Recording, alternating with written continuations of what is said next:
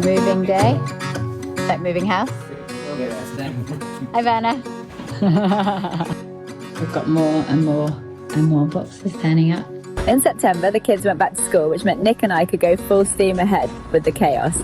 And honestly, it felt exactly like moving house, except we weren't downsizing. We were trying to fit our entire lives onto a boat. Boxes everywhere, packing, unpacking, repacking, organising the house while simultaneously dismantling it.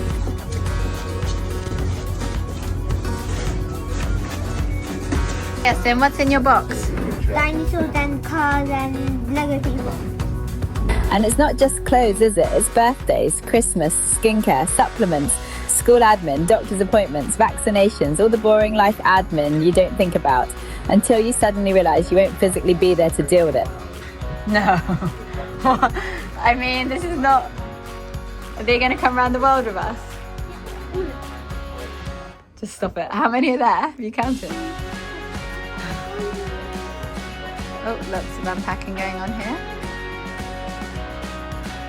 Got clothes for the year.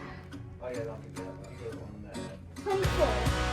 24 Labubus. I don't think you need any more. Yeah, I'm going to get loads of them. It was chaos, exciting chaos, but still chaos.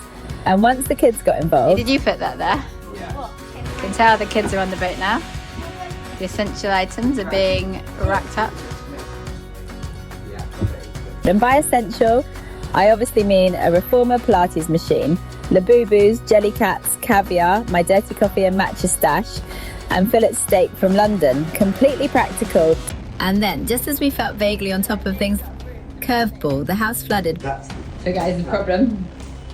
Let's figure all this. We're doing our best to save it. I am. Blocked road drain, water everywhere, and loads of the things we'd already packed for the boat got damaged.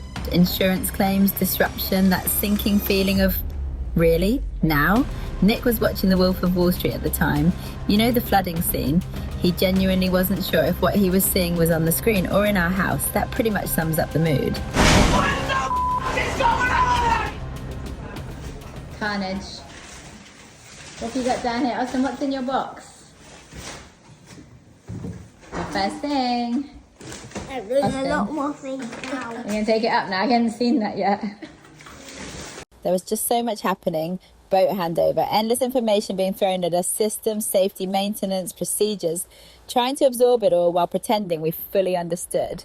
The kids visited the boat for the first time and immediately turned it into a climbing frame. Honestly, God help us. Think so? Yes. It's just goodbye for now. Oh, no, didn't it? I can't. What? Seriously? Is our last school run?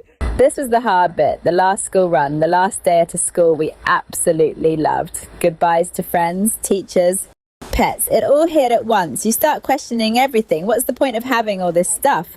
It felt surreal, like we were watching ourselves leave. Okay, what character? No. And those last days blurred together. More sorting, more deciding what stays and what goes, and then suddenly you're standing there, looking out at the view from your house for the last time, knowing you won't see it for a very long while. That part quietly broke my heart a little. It was really special when the kids had little leaving parties on board for their best friends. It made everything feel real, but also really lovely, like we weren't just leaving, we were inviting people into this new chapter with us.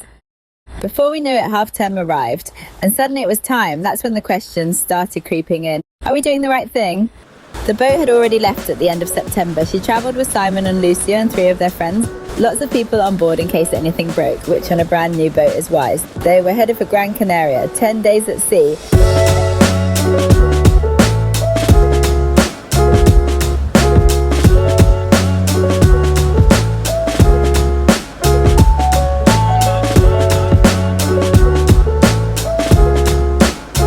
Luckily, the seas were calm.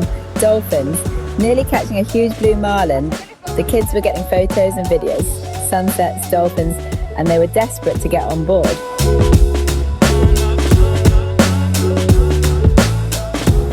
Then it was our turn. We flew to Gran Canaria to join Nicara. We didn't really know what to expect. We arrived at the airport and very quickly realised we absolutely do not pack light. We thought we were finished with packing. We absolutely were not.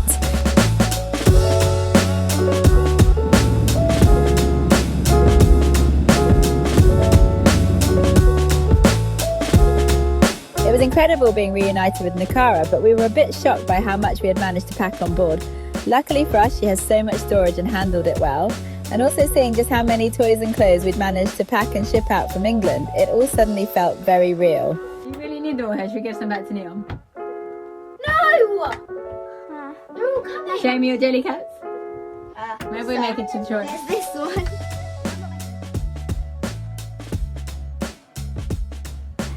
Utterly, I think you've got too much. No more, you're underestimating us. We're going for... Rules were quickly set in place by Nick, myself and the crew, much to the kids' dismay. But honestly, rules and boundaries are so important in this kind of environment, especially when there are real dangers. We ended up stuck in the marina in Las Palmas for 3 weeks. Frustrating doesn't quite cover it. Boat jobs, marina rules. We did manage tender driving and fishing, not that we were keen to eat marina fish. Morning runs became our sanity, making the most of being on land, even learning to surf. Those small moments really mattered. The swell was big for beginners, slightly terrifying.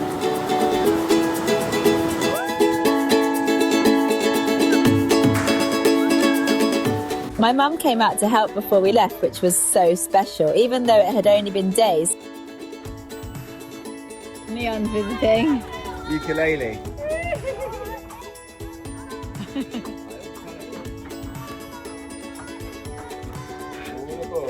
Neon was crying. We only saw her 3 days ago. I know, have a lovely weekend. Seeing her felt huge, and it made me realise, if a couple of weeks feels like that, how are we going to cope with over a year? Okay.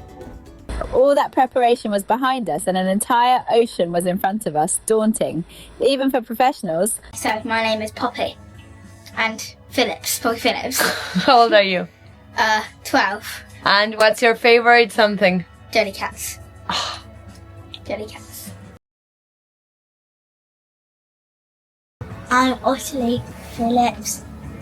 And I Louder. And I love boo-boo. No, and how old are you? I'm 10. Hosty? And Austin James Phillips. And I like the latest dinosaurs and live boo-boos. Dinosaurs and live boo-boos. How old are you? 1019. Despite everyone being a bit dubious about how much I'd actually use my reformer Pilates machine, I settled into a rhythm pretty quickly. Every morning at 6, I was up before anyone else, reformer Pilates, my gratitude journal, and a dirty coffee. Living on a boat 24/7 with your husband, 3 kids and 2 crew members is quite full on. It's definitely not for the faint-hearted. So that quiet hour in the morning became really precious to me, and honestly, it was completely worth losing a bit of sleep for. The kids started making new friends too, other families travelling on boats, all preparing to cross the Atlantic. Seeing that social side falling into place was such a relief. It meant their world was still expanding, not shrinking. We also threw ourselves in at the deep end and realised, slightly late, that as a family we'd never actually slept on anchor before, which feels like quite a big thing to discover at this stage.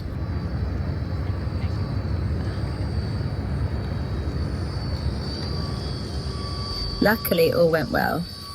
A new week, and 6 days to go until we set off to cross the Atlantic as a family on the boat we call home. It's starting to feel very real. My emotions are completely mixed.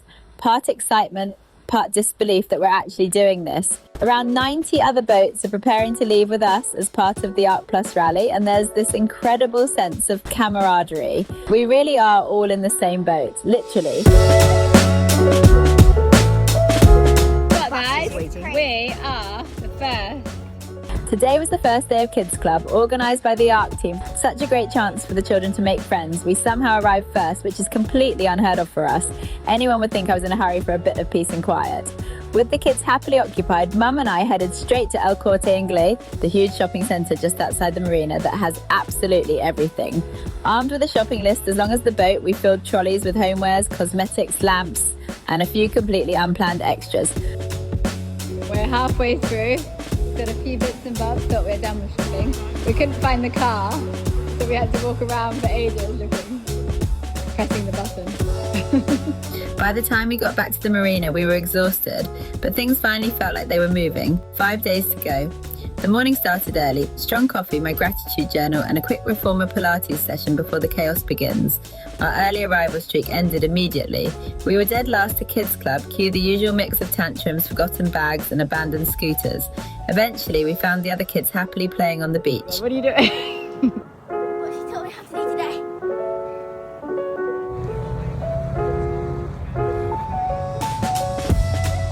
Found them. Relief. Back on board, I tackled some unpacking and started making the boat feel more like home. 4 days to go. The day began early, pancakes promised, and my first challenge was working out how to open the dishwasher. Okay, so I have ditched making pancakes now. My mum's here at the moment, so I've messaged her and said, SOS, when you're awake, help me open the dishwasher. God, it's like I'm like a teenager again, but anyway. So now I'm going to come write in my little gratitude journal. Still only, what time is it? 6:15. I do this every morning before the kids wake up. Give me a little bit of peace. And neither of them get something, but now I have to blow. Yeah, Mommy, don't eat something so we'll keep it. I did my first one. It won't do any harm. Might do good, but it won't do any harm. We've only been on board just over a week and I'm still learning all the boat's little quirks. Most of today was about provisioning, working out how to feed 8 people for weeks at sea with limited space and no backup plan. Luckily, Las Palmas has some amazing butchers and fishmongers and we'd made sure the boat had extra large freezers, which suddenly felt essential.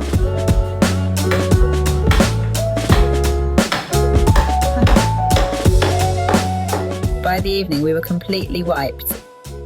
3 days to go. Today was all about safety, briefings, flares, life rafts. So much information to take in. Back on board, boxes of food kept arriving and the boat started to feel very full of supplies, people and energy. 2 days to go. You can really feel it now. Homeschool has completely gone out the window and everyone's juggling their roles, cleaning, organising, working, preparing. Friends arrived to see us off, which helped ground everything.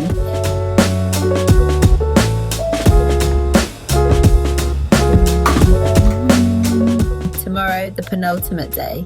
Nick and I stole a quiet moment in the morning just to breathe before everything kicked off. Well done, you guys, team. What are we here for this morning? I actually don't know. Fingerprints. We are signing out from Gran Canaria. The rest of the day was final prep, a simple dinner and an early night. Lying in bed that evening with tomorrow staring back at us, one thought kept coming back. What have we signed up for? Tomorrow, it begins.